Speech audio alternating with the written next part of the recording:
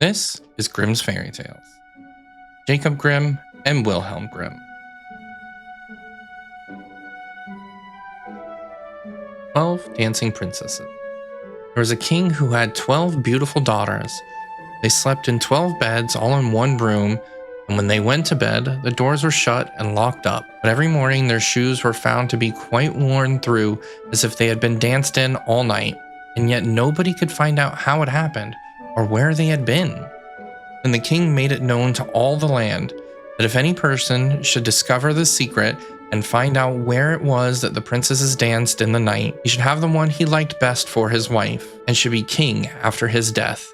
But whoever tried and did not succeed after 3 days and nights should be put to death. The king's son soon came. He was well entertained, and in the evening was taken to the chamber next to the one where the princesses lay in their 12 beds.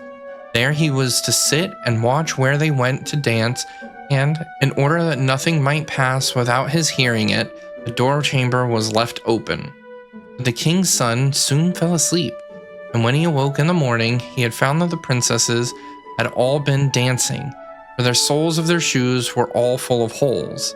The same thing happened the second and the third night, for the king ordered his head to be cut off. After him came several others, but they all had the same luck, and lost their lives in the same manner. Now it chanced that an old soldier who had been wounded in battle and could fight no longer passed through the country where his king reigned. And as he was traveling through a wood, he met an old woman who asked him where he was going. "I hardly know where I am going, or what I had better do," said the soldier, "but I think I should like very well to find out where it is that the princesses dance, and then in time I might be a king." "Well," said the old dame, "that is no very hard task. Only take care not to drink any of the wine which one of the princesses will bring you in the evening, and as soon as she leaves, you pretend to be fast asleep.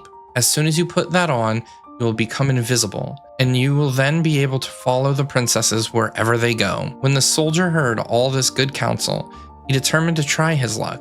So he went to the king and said he was willing to undertake the task. He was as well received as the others had been, and the king ordered fine royal robes to be given to him. And when the evening came, he was led to the outer chamber. Just as he was going to lie down, the eldest of the princesses brought him a cup of wine, and the soldier threw it away secretly, taking care not to drink a drop. Then he laid himself down on his bed, and in a little while began to snore very loudly, as if he was fast asleep. When the 12 princesses heard this, they laughed heartily, and the eldest said, "This fellow too might have done a wiser thing than lose his life in this way." Then they rose up and opened their drawers and boxes and took out their fine clothes, and dressed themselves at the glass and skipped about as if they were eager to begin dancing. But the youngest said, "I don't know how it is, while you are all so happy, I feel very uneasy. I am sure some mischance will befall us." "You simpleton," said the eldest, "you are always afraid.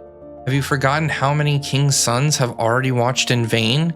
And as for this soldier, even if I had not given him his sleeping draught, he would have slept soundly enough." When they were all ready, they went and looked at the soldier, but he snored on, and did not stir hand or foot, so they thought they were quite safe.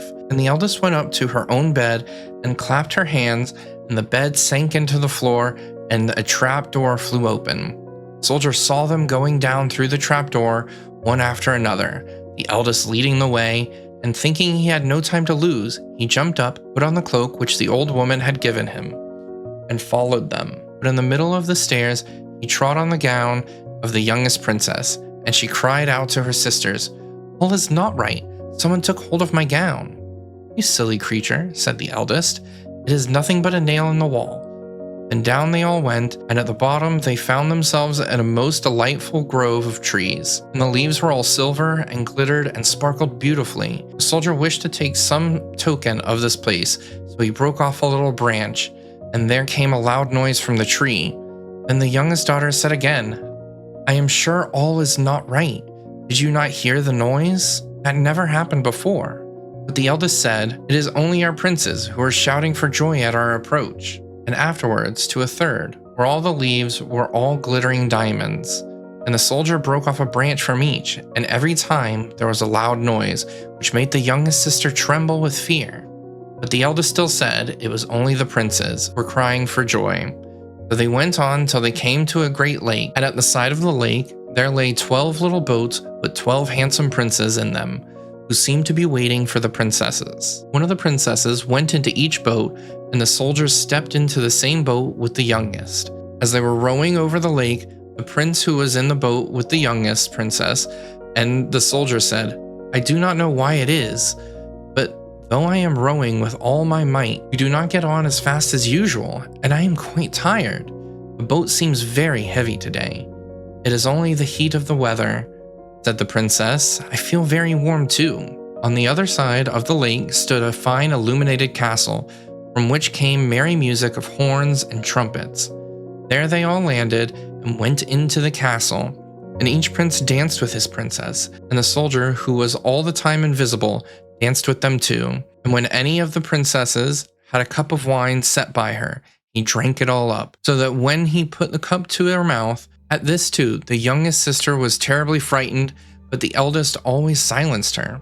They danced on till 3 o'clock in the morning, and then all their shoes were worn out, so that they were obliged to leave off. The princes rowed them back again over the lake, but this time the soldier placed himself in the boat with the eldest princess, and on the opposite shore they took leave of each other, the princesses promising to come again the next night.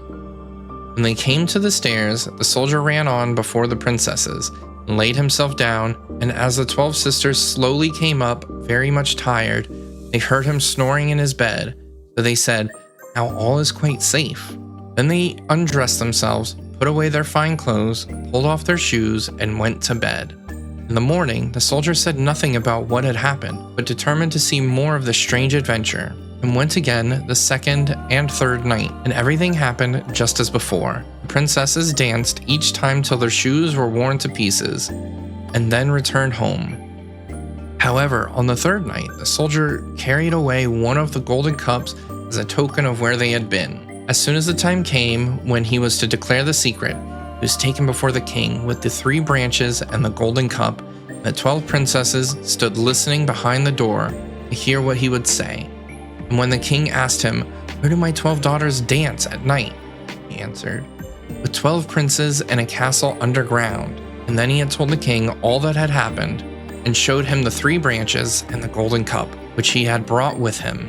Then the king called for the princesses, and asked them whether what the soldier said was true. And when they saw that they were discovered, and it was of no use to deny what had happened, they confessed it all. And the king asked the soldier which of them he would choose for his wife, and he answered, "I am not very young, so I will have the eldest." And they were married that very day, and the soldier was chosen to be the king's heir.